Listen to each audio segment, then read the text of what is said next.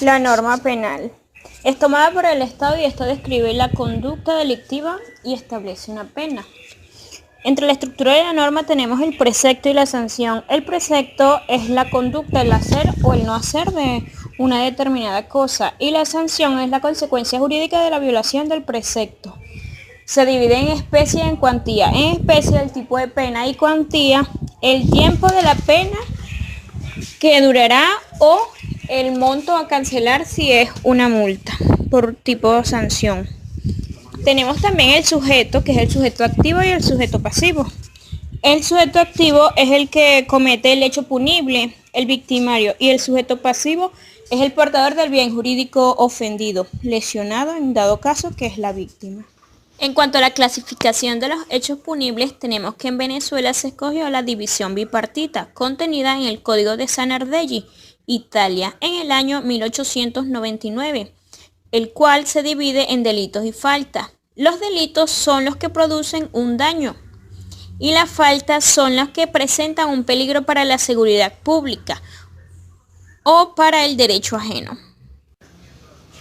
La interpretación de la ley penal. Dicha interpretación es la inferencia lógica que hace alguien respecto a un texto legal. Por ello, el primer conocimiento debe estar relacionado con los hechos. Es la primera claridad que se logra a través del conocimiento y análisis de la prueba. Interpretar, pues, es penetrar en el sentido de la norma para que ella actúe en los casos a los cuales por finalidad está destinada a ser aplicable. El legislador crea la ley luego de su valoración de la realidad. El juez, el abogado, el doctrinante y demás interesados interpretan realizando el análisis aprobatorio de un hecho en concreto. El intérprete no puede dar sentido a la ley partiendo de sus propios valores subjetivos. Esto violaría el principio de legalidad. El juez, al interpretar, está en la obligación de actualizar frente a las situaciones concretas los valores de la dignidad humana, el derecho de la igualdad, el libre desarrollo de la personalidad, los deberes y derechos de las personas y de la sociedad. Todo en el marco del modelo democrático constitucional vigente. Es importante resaltar que no puede haber ningún delito, ninguna pena sin ley previa, es decir, que para que una conducta sea calificada como delito, debe estar establecida como tal y con anterioridad a la realización de esa conducta.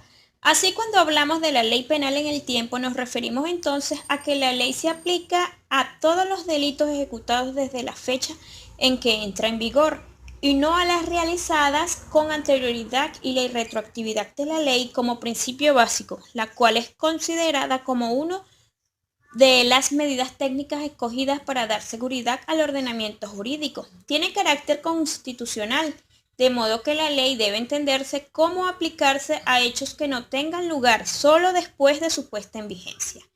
El tiempo de perpetración del delito muchas veces ocurre en la práctica, que entra en el momento en que se comete el hecho y en el momento en el cual es sentenciado. Transcurre un lapso de tiempo más o menos prolongado, durante el cual las leyes aplicables al caso pueden sufrir modificaciones. En cuanto a ellas rige el derecho penal, el principio de legalidad en virtud en el cual ninguna conducta es punible si previamente una ley no la define como delito y la sujeta a una pena. Por ende, jamás una ley penal puede aplicarse de forma retroactiva. Y si hablamos de la ley penal en el espacio, decimos que se refiere a que la ley solo tiene eficiencia dentro del territorio del Estado que la dictó, por lo que se aplicará generalmente dentro del límite espacial de la soberanía del Estado. Para culminar, nos referimos a las limitaciones personales y funcionales de la ley penal. Las leyes rigen para todos según el principio de igualdad ante la ley consagrado en el artículo 21 de la Constitución Nacional.